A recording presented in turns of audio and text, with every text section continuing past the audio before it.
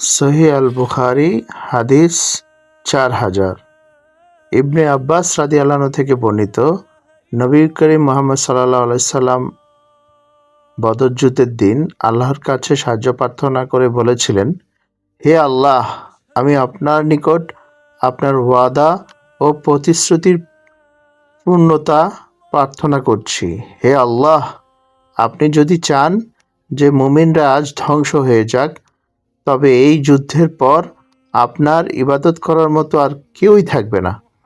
তখন আবু বকর রাদিয়াল্লাহু আনহু তার হাত ধরলেন এবং বললেন, হে আল্লাহর রাসূল, আপনার রবের কাছে এই আকুতিই যথেষ্ট।